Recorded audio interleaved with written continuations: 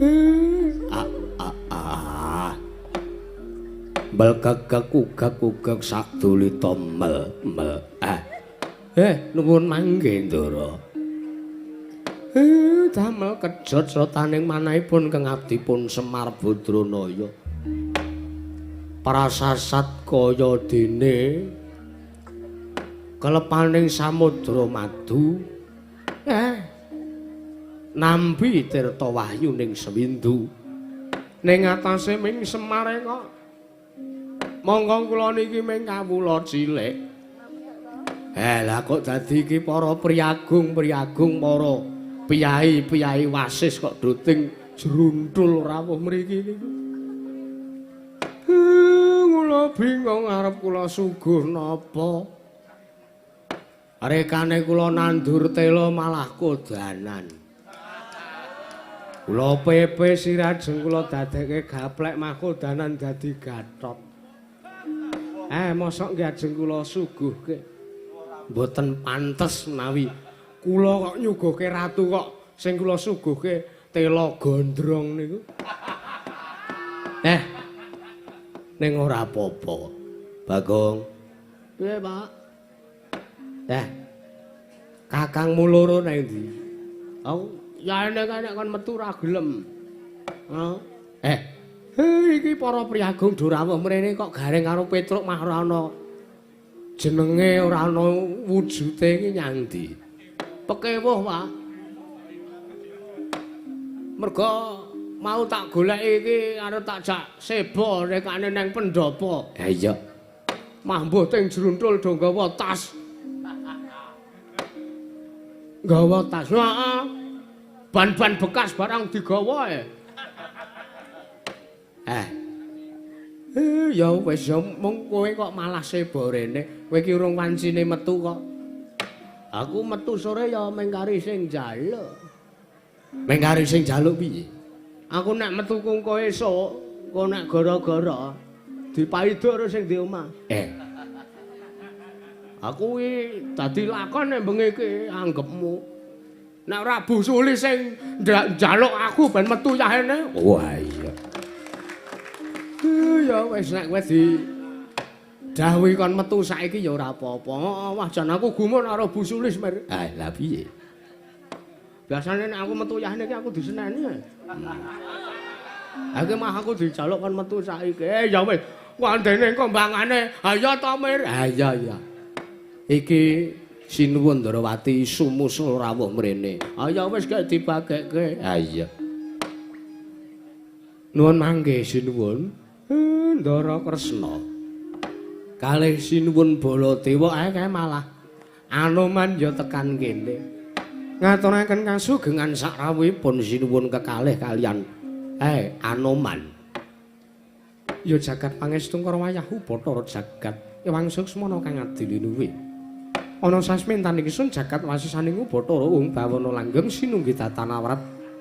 Ya Kakang Nayantaka. Antuk pamuji saha pangestu ning dewa.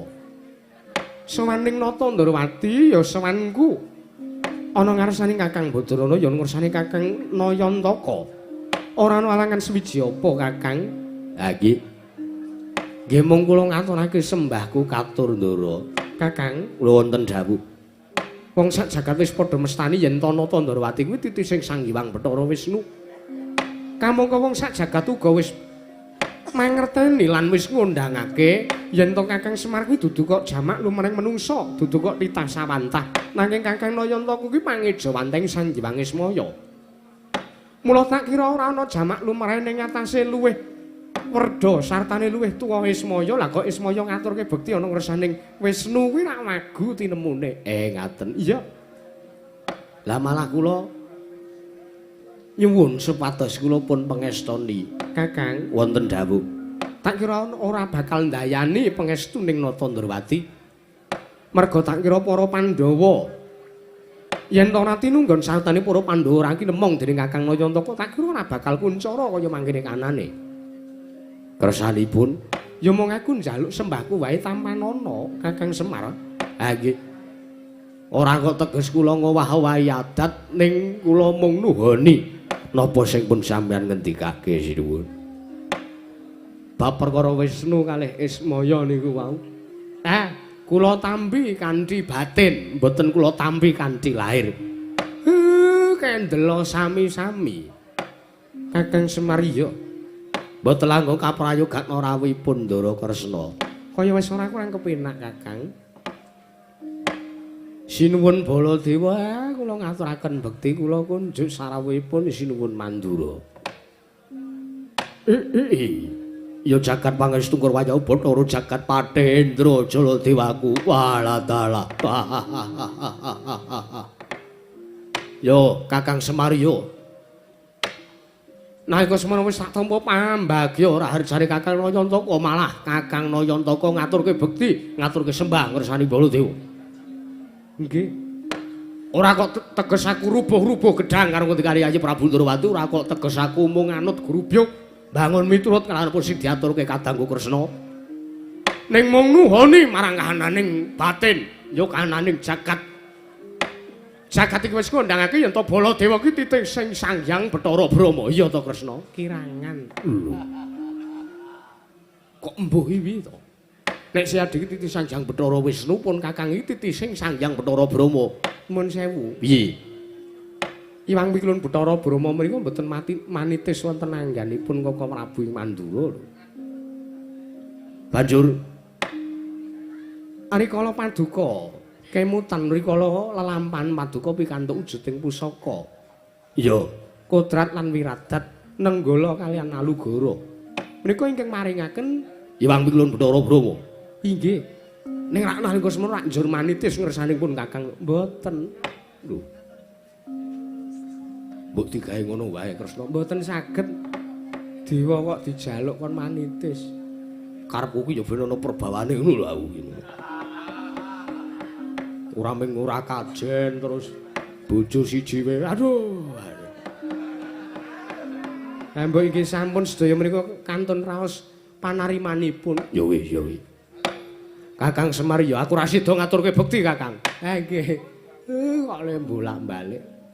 Sembahe Kakang Nayantaka tak tampa tiba sepadha-padha jenyatane gedhe labuhan mutu merap Baladewa Kakang. Nggih. Kaprayogaken rawuhipun Sinuwun Mandura. Kakang Semar kaya wis ora kurang kepenak Kakang. Nuwun mangke Kaka Prabu.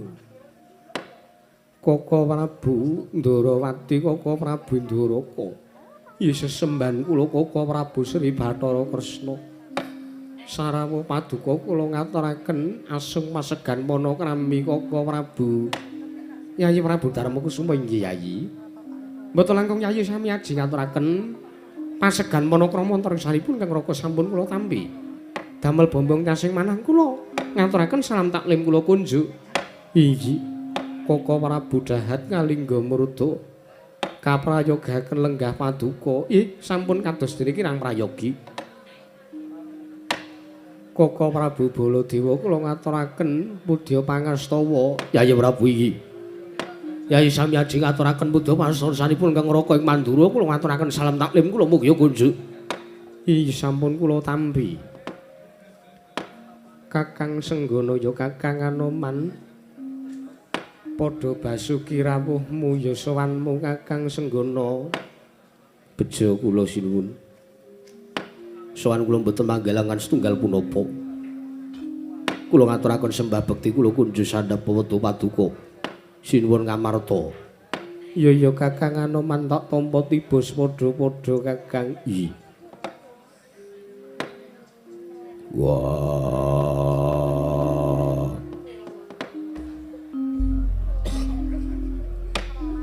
Cilitheng kakangku. Sarawuh Kresna kakangku Werkudara ngaturake basaku katuruh. Werkudara siya diatur bekti ana ngersanipun Kakang. Ora pangestunipun Kakang wae tampanana. Tak gugem dadi jimat. Baladewa aku ngaturke sembah. Yo. Siadi Werkudara satur sembah ngersanipun Kakang tak tampa pangestuku tampanana ya mung iki karang kademel kok ana kodhok tatet-tatet iki. Ingan-ingan kula. Lho. Wis ora ngingu kutut mboten. Mameng modar kabeh kok utut kula. Kula gentinge ngkodhok. Mahisamune crat-cret apik banget. Werkudara pangestunipun Kakang Tampanono. Kagem dadekake jimat Koko Prabu kekalih kula ngaturaken sembah. Arjuna tak tampa pangestu ku Tampanono. Janaka tak tampa pangestu ku Tampanono. Sampun sanget anggen kawula pundi. Anjrahe ingkang Puspetara. Gosek. Ngapa Pak? Aja kesusu, aja selak kemudu-kudu. Iki wis yahene iki mangko engko waloyong kole munggah jam pira engko? Sakarepmu lemu arep adum wektu. Lho.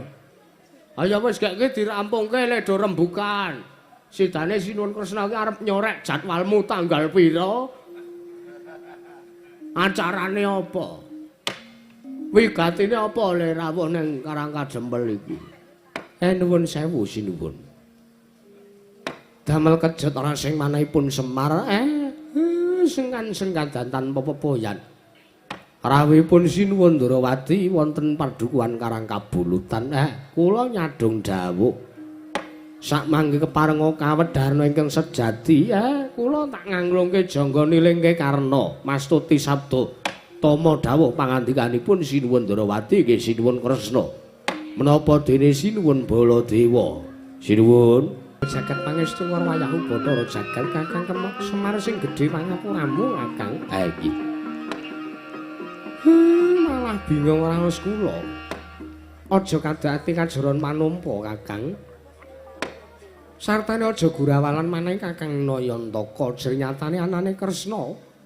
Sono ning Karangkadempel iki mung arep nanjake bab perkara para Pandhawa.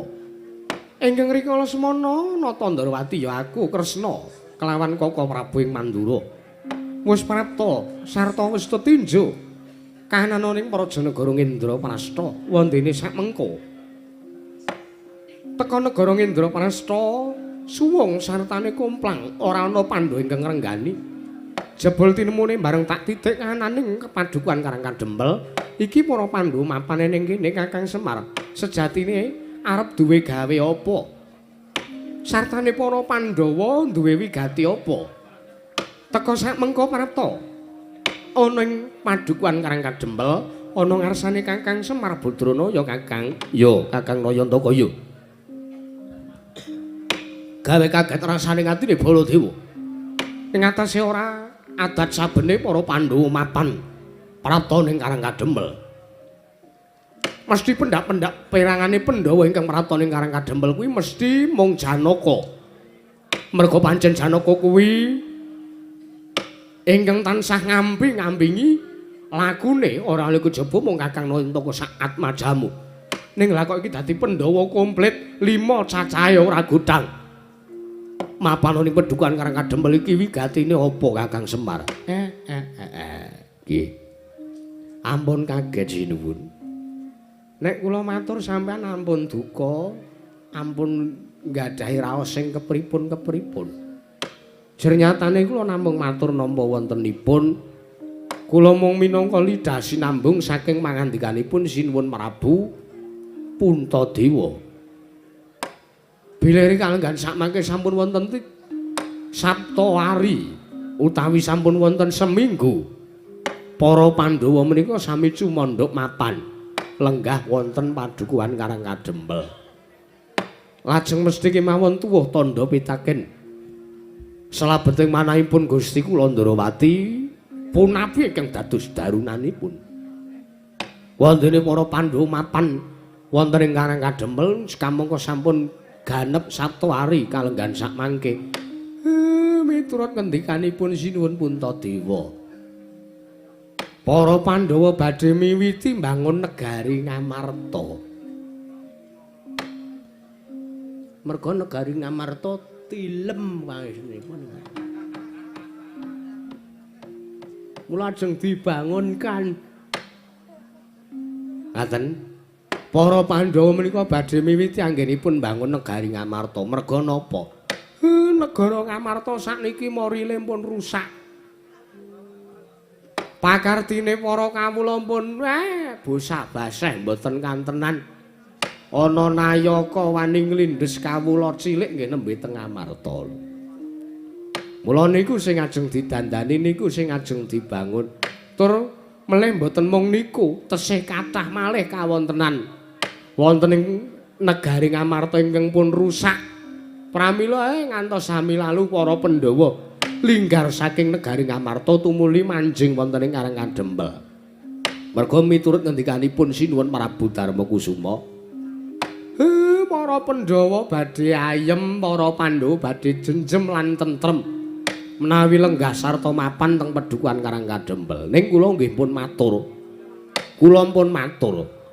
Nek Pandhawa gangsal niku judheg sartane dedreg menggalih kawontenaning negara, nggih Pandhawa niku ampun enak-enak kepenak dhewe. Dumeh Pandhawa tentrem mapan ing Karang Kadempel, terus Pandhawa ora gelem bali ngesuwi sangjaning para kawula teng negara Ngamarta.